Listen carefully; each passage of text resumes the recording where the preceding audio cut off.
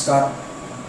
સંકોચનશીલ પ્રોટીનની રચનાઓ સમજી લીધા પછી અતિ મહત્વનો હવે જે ટોપિક છે, સ્નાયુ સંકોચનની ક્રિયાવિધિ. એટલે કે સ્નાયુ કઈ રીતે સંકોચન પામે છે અને કઈ રીતે વિકોચન પામે છે. હું હાથ આમ વાળું છું તો અહીંના સ્નાયુ સંકોચન પામ્યા હશે, પાછો હાથ સીધો કરું છું તો વિકોચન પામ્યા હશે. પણ એ ઘટના કઈ રીતે બને છે? એવી રીતના આપણે ચાલીએ છીએ ત્યારે પગના સ્નાયુઓનું સંકોચન વિકોચન કઈ રીતે થતું હશે એ આપણે આ ટોપિકની અંદર સમજવાનું છે, જેની અંદર આકૃતિ 20.4 જે દોરવાની નથી એ સમજવાની છે, પણ આગળ આકૃતિ 20.5 એ આપણે દોરવાની થશે અને સમજવાની પણ છે. તો આ સ્નાયુ સંકોચનની જે ક્રિયાવિધિ છે એને આપણે સરકતા તંતુકવાદ દ્વારા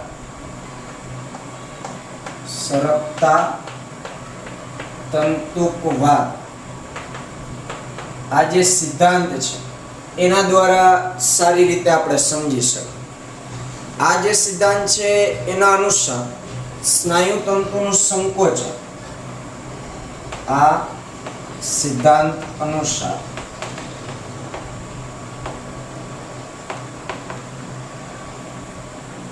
સ્નાયુ તંતુનું સંકોચન એ પાતળા તંતુકોનું જાડા તંતુકો પર, પાતળા તંતુકોનું જાડા તંતુકો પર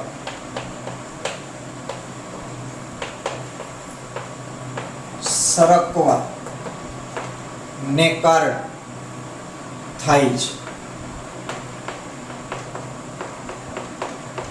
જો ખાસ સમજવી લાઈન શું કહે છે કે સ્નાયુ તંતુનું સંકોચન, અહીં બાજુમાં તમે આકૃતિ જોવો છો તો આ કયો કોષ છે? ચેતાકોષ. પછી આ નીચે જે મેં બતાવ્યું છે સ્નાયુ તંતુ છે, સ્નાયુ તંતુ જેની અંદર આ યલો કલરના અને કેસરી કલરના જે લીટા કર્યા છે એ સ્નાયુ તંતુકો છે. આગળ આપણે રચના ભણી તો હવે પાતળા તંતુકો એટલે કયા? એક્ટિન તંતુ. અને જાડા તંતુકો એટલે કયા? માયોસિન તંતુ. તો અહીં આપણે આ તંતુકવાદનું નામ શું આપ્યું છે? સરકતા તંતુકવાદ. એટલે કે આ બે તંતુકોમાં કંઈક એકબીજા ઉપર તંતુ સરકે છે એવું સમજાવવા માંગે છે. તો હવે સ્નાયુ તંતુનું સંકોચન એટલે કે હું હાથ અહીંયાથી આમ વાળું છું તો અહીંયાના જે સ્નાયુ તંતુ સંકોચન પામ્યા એની પાછળનું કારણ શું? તો પાતળા તંતુકોનું જાડા તંતુકો પર સરકવાને કારણે. તો જાડા તંતુકો એટલે માયોસિન તંતુ, એની ઉપર પાતળા તંતુ એટલે ઓલા જે એક્ટિન તંતુ આપણે આ રીતે દોરી છે, આ માયોસિન, આ પણ માયોસિન, આ એક્ટિન તંતુ. તો આ એક્ટિન તંતુ એટલે કે પાતળા તંતુકો જાડા તંતુ ઉપર સરકે છે, એના કારણે સ્નાયુનું સંકોચન થાય છે. હવે કઈ રીતે સરકે છે એની આખી ક્રિયાવિધિ આપણે સ્ટેપ બાય સ્ટેપ આગળ ભણી. તો સૌથી પહેલા સ્નાયુ સંકોચનની શરૂઆત, સ્નાયુ સંકોચનની શરૂઆત ત્યાંથી થશે. તો જે મધ્યસ્થ ચેતાતંત્ર છે, આપણે આના પછીનું 21મું ચેપ્ટર એ આખું માનવ ચેતાતંત્ર વિશે જ ભણવાનું છે, પણ આગળ આપણે ચેતાપેશી ભણી ગયા છે તો એમાં આપણે થોડી ઘણી ચર્ચા કરીએ કે આપણું જે ચેતાતંત્ર છે એ બે ભાગમાં વહેંચાયેલું હોય, મધ્યસ્થ ચેતાતંત્ર અને પરિઘવર્તી ચેતાતંત્ર. મધ્યસ્થ ચેતાતંત્ર એટલે મગજ અને કરોડરજ્જુ. આ બે ભાગથી બનતા ચેતાતંત્રને મધ્યસ્થ ચેતાતંત્ર કહેવાય. અને એમાંથી જે ચેતાઓ નીકળતી હોય, જે તંતુ કે જે આપણા બોડીના મોટા ભાગના વિસ્તારને આવર્તતી હોય, એનાથી બનતા ચેતાતંત્રનો ભાગ એટલે પરિઘવર્તી ચેતાતંત્ર. તો હવે કોઈ પણ સ્નાયુનું સંકોચન કેવી રીતના થશે, તો એની શરૂઆત ક્યાંથી થાય? હવે મારે હાથ વાળવો છે, એટલે કે અહીંયા સ્નાયુનું આમ સંકોચન થાય છે, તો એ કેવી રીતના થશે? તો પ્રથમ જે મધ્યસ્થ ચેતાતંત્રનો ભાગ છે, એટલે કે મગજ અને કરોડરજ્જુ, એ મધ્યસ્થ ચેતાતંત્રના જે ચેતાકોષ છે, જેનું નામ આપણે આપીએ છીએ પ્રેરક ચેતાકોષ. પ્રેરક ચેતાકોષ એટલે કે જે પ્રેરણા આપતા હોય, સંદેશાઓ આપતા હોય, ઓર્ડર આપતા હોય, આવા ચેતાકોષ, એને આપણે પ્રેરક ચેતાકોષ કહેશું. તો એ મધ્યસ્થ ચેતાતંત્રની અંદર જે પ્રેરક ચેતાકોષ હોય, કે જે કોઈ પણ સંવેદનાઓને ગ્રહણ કરી નિર્ણય લેશે અને એ નિર્ણયની સામે એ કેવો પ્રતિચાર આપવો છે એના માટેનો એ ઓર્ડર બનાવશે, એક સંદેશો બનાવશે, અને એ સંદેશો એ જે તે જગ્યાએ એ મોકલશે. આવા જે ચેતાકોષ છે, જેને આપણે પ્રેરક ચેતાકોષ કહીએ, તો એ પ્રેરક ચેતાકોષ દ્વારા, એટલે કે સ્નાયુ સંકોચનની શરૂઆત મધ્યસ્થ ચેતાતંત્રના પ્રેરક ચેતાકોષ દ્વારા મોકલવામાં આવતા સંદેશાઓ દ્વારા થાય છે. અહીંયાથી શરૂઆત થાય. તો હવે મધ્યસ્થ ચેતાતંત્રનો જે પ્રેરક ચેતાકોષ હશે, એ જ્યારે સ્નાયુને સંદેશો મોકલે ત્યારથી એની શરૂઆત થાય. તો અહીં તમે જે આકૃતિમાં જોવો છો, આ જે મેં ચેતાકોષ દોર્યો છે, પ્રેરક ચેતાકોષ છે. પ્રેરક ચેતાકોષ. અને આ જે છે એ સ્નાયુ તંતુ છે. તો હવે પ્રેરક ચેતાકોષમાંથી સંદેશો વહન પામતો ક્યાં જશે? સ્નાયુ તંતુ પાસે.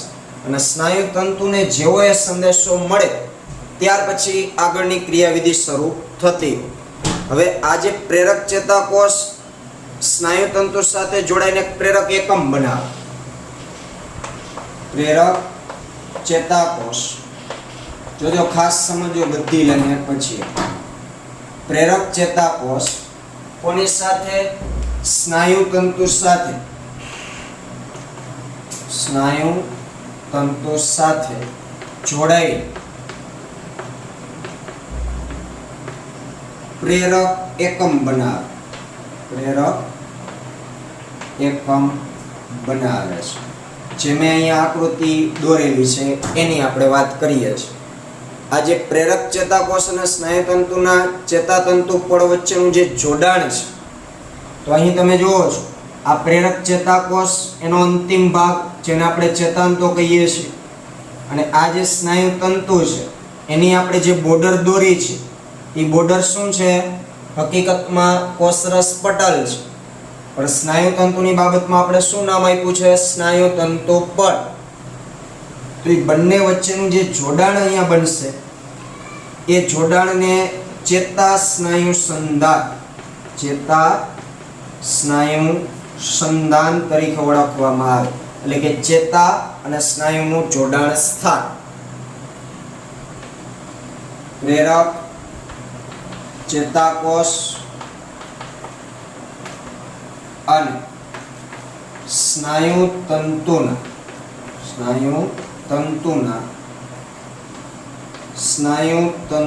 પર વચ્ચેના જોડાણને ચેતા સ્નાયુ સંધાન કહે છે.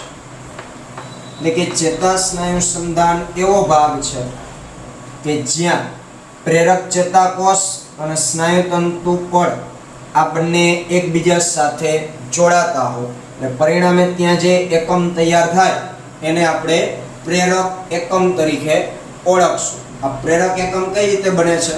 તો પ્રેરક ચેતાકોષ અને સ્નાયુતંતુ એના જોડાવાથી જ આખું એક પ્રેરક એકમ બને છે. તો હવે જોડાણ કઈ રીતે થયેલું છે? તો પ્રેરક ચેતાકોષ અને સ્નાયુતંતુના સ્નાયુતંતુ પડ, આ બે વચ્ચે જે જોડાણ છે એને આપણે નામ આપ્યું ચેતા સ્નાયુ સંધાન. એટલે આ જે જોડાણ વાળો ભાગ છે એને શું કહેવાશે? ચેતા સ્નાયુ સંધાન અથવા તો પ્રેરક અંતઃતક્તિ કહે છે. હવે ખાસ સમજો, હવે જ આખું પિક્ચર ચાલુ થાય છે.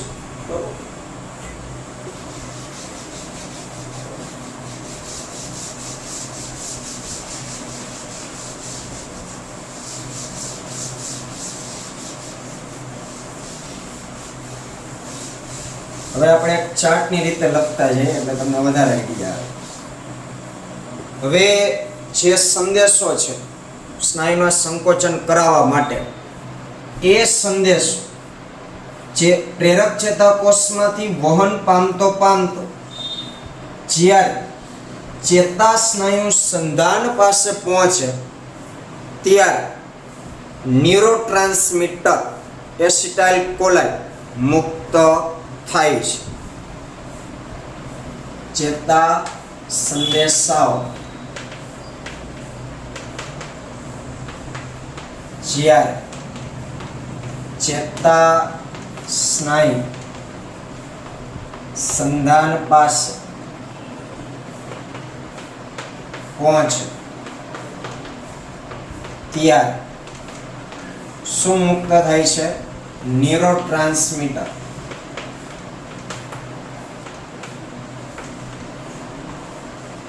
એસિટાઇલ કોલાઇન.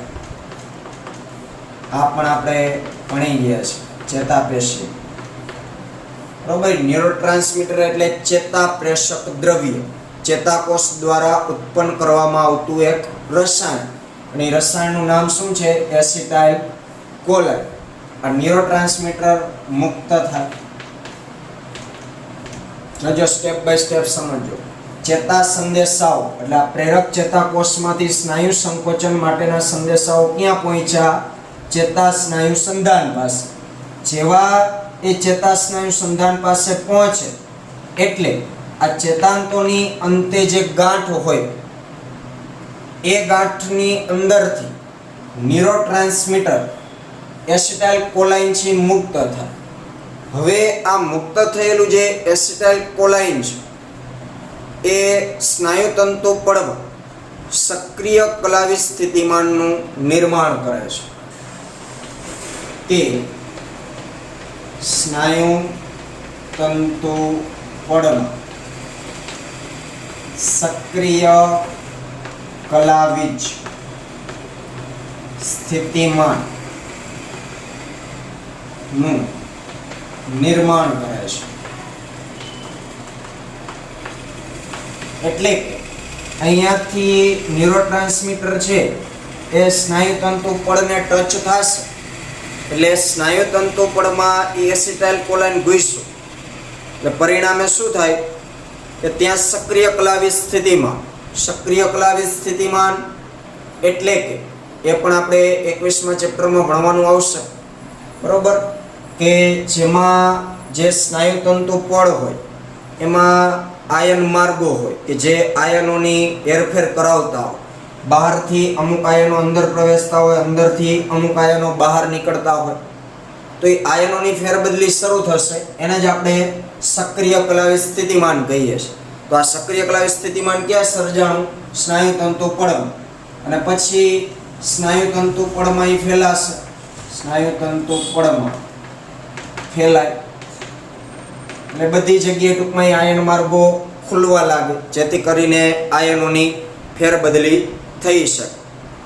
એના કારણે સ્નાયુરસમાં કેલ્શિયમ આયનો મુક્ત થવા લાગે. તેના કારણે સ્નાયુરસમાં કેલ્શિયમ આયનો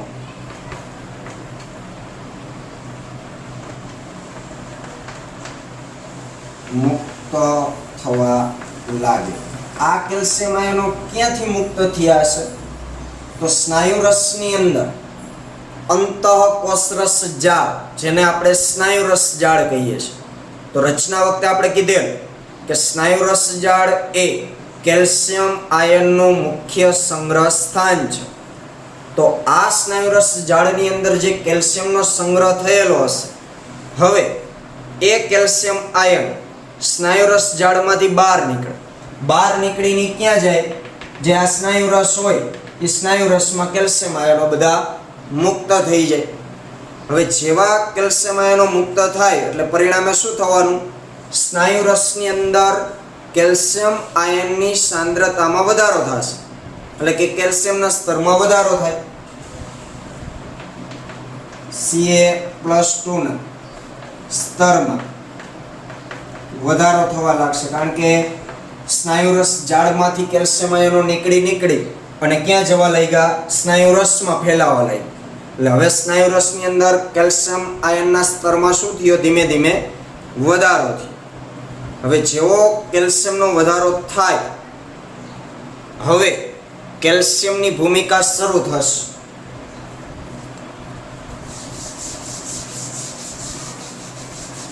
આપણે ત્યારે કીધું હતું કે કેલ્શિયમ સ્નાયુ સંકોચન માટે અગત્યનું છે. તો હવે એની ભૂમિકા જે છે એ શરૂ થવાની છે. હવે સ્નાયુ રસની અંદર મુક્ત થયેલા જે કેલ્શિયમ આયનો હોય, આ કેલ્શિયમ એ એક્ટિન તંતુકો ઉપરના ટ્રોપોનિનના ઉપ એકમ સાથે જોડાણ પામે છે. કેલ્શિયમ એ એક્ટિન તંતુના જે ટ્રોપોનિન છે એ ટ્રોપોનિનના ઉપ એકમ સાથે જોડાણ પામે છે. તો જે સમજો, હવે સ્નાયુ તંતુની અંદર એક્ટિન અને માયોસિન જે તંતુઓ હશે, એમાંના જે એક્ટિન તંતુ હોય, તો એક્ટિન તંતુની રચના આપણે ભણી ગયા છે કે જે એક્ટિનમાંથી એફ એક્ટિન બને. એફ એક્ટિન ઉપર ટ્રોપોમાયોસિન વીંટળાયેલું હોય અને ટ્રોપોમાયોસિન ઉપર ટ્રોપોનિન નિયત અંતરાલે ગોઠવાયેલું હોય છે, એવું આપણે ભણી. અને ટ્રોપોનિન 3 ઉપ એકમોનું બનેલું છે, એવું પણ તે વખતે મેં કીધેલું. તો હવે એક્ટિન તંતુની રચનામાં જે ટ્રોપોનિનના 3 એકમો છે, એમાંથી કોઈ પણ એક એકમ સાથે કેલ્શિયમ થી જોડાય છે. હવે જેવું કેલ્શિયમ ટ્રોપોનિનના ઉપ એકમ સાથે જોડાશે એટલે માયોસિનના સક્રિય સ્થાનેથી ઢાંકણને દૂર કરે છે.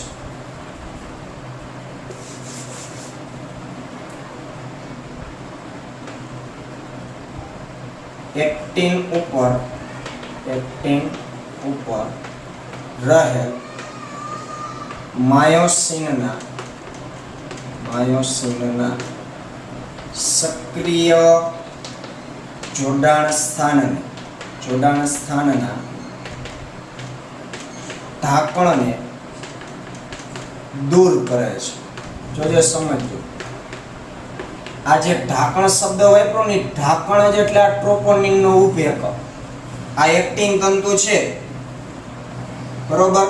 તો એક્ટિન તંતુ ઉપર આ જે ટ્રોપોનિન આવેલું હશે, આ ટ્રોપોનિન સાથે કોણ જોડાણું? કેલ્શિયમ. હવે જેવું કેલ્શિયમ ટ્રોપોનિનના ઉપ એકમ 3 માંથી કોઈ પણ એક ઉપ એકમ સાથે જોડાશે, આ ઉપ એકમ કે જે ટ્રોપોમાયોસિન ઉપર આવેલ હતું, એ જગ્યા જ એટલે માયોસિન જોડાણ સ્થાન. આપણે માયોસિનની રચના ભણ્યા ત્યારે માયોસિનના શીર્ષ ઉપર એક્ટિન જોડાણ સ્થાન કે જ્યાં એક્ટિન તંતુ જોડાઈ શકે. ત્યારે મેં કીધેલું કે એક્ટિન પાસે પણ માયોસિન જોડાણ સ્થાન. તો હવે એક્ટિનના તંતુ ઉપર જે માયોસિન જોડાણ સ્થાન છે, એ જોડાણ સ્થાન પાસે સૌપ્રથમ કોણ આવેલું હોય છે? ટ્રોપોનિનના ઉપ એકમ. પણ હવે કેલ્શિયમ શું કરે છે? તો કે કેલ્શિયમ એ ટ્રોપોનિનના ઉપએકમ સાથે જોડાવાથી આ ઉપએકમ ત્યાંથી દૂર જતો રહે. આ ઉપએકમ જ ઢાંકણ છે અને કોની ઉપર ઢંકાયેલું હતું? માયોસિનના જોડાણ સ્થાન. હવે ત્યાંથી દૂર નીકળી ગયું એટલે પરિણામે માયોસિન જોડાણ સ્થાન ત્યાં ખુલ્લું થઈ જશે. હવે જેવું ઢાંકણ દૂર થાય તેથી તે ભાગ માયોસિનના જોડાણ માટે ખુલ્લો થાય. તે ભાગ માયોસિનના જોડાણ માટે ખુલ્લો થાય. તે ભાગ એટલે એક્ટિન તંતુ ઉપર આવેલ જે માયોસિન જોડાણ સ્થાન છે કે જેની ઉપર ઢાંકણું, કયા નામનું ઢાંકણું? ટ્રોપોનિન ઉપએકમ નામનું ઢાંકણું. એ કોના દ્વારા દૂર થયું? કેલ્શિયમ આયન દ્વારા. કેલ્શિયમે એ ઢાંકણાને પકડીને ખોલી નાખ્યું. એ ઢાંકણું એટલે ટ્રોપોનિનનો ઉપએકમ. એ ઉપએકમ સાથે કેલ્શિયમ જેવું જોડાય એટલે ત્યાંથી ઉપએકમ છે એ દૂર થઈ ગયો. એ દૂર થયો એટલે એ ઢાંકણું ત્યાંથી હટી ગયું. એ ઢાંકણાએ કોને ઢાંકીને રાખ્યું હતું? માયોસિનના જોડાણ સ્થાન. અને એ માયોસિન જોડાણ સ્થાન કોની ઉપર આવેલું છે? એક્ટિન તંતુ ઉપર. તો હવે એક્ટિન તંતુ ઉપર જે માયોસિન જોડાણ સ્થાન ઢંકાયેલું હતું ટ્રોપોનિનના ઉપએકમ દ્વારા, એ જ ત્યાંથી ખસી ગયું. એટલે હવે એ ભાગ ખુલ્લો થઈ ગયો. માયોસિનના જોડાણ માટે એ ભાગ ખુલ્લો થઈ ગયો. એટલે એનો મતલબ કે હવે માયોસિન તંતુ એની સાથે એ જગ્યા સાથે જોડાઈ છે. આટલું રાખીએ. બાકીનું હવે આગળ એક આકૃતિ દોરી અને પછી આપણે આગળ વધવાનું થશે. એટલે આ લેક્ચરમાં આટલું આપણે જોઈએ, ત્યાર પછીનું આગળના લેક્ચરમાં આપણે ચર્ચા કરીશું.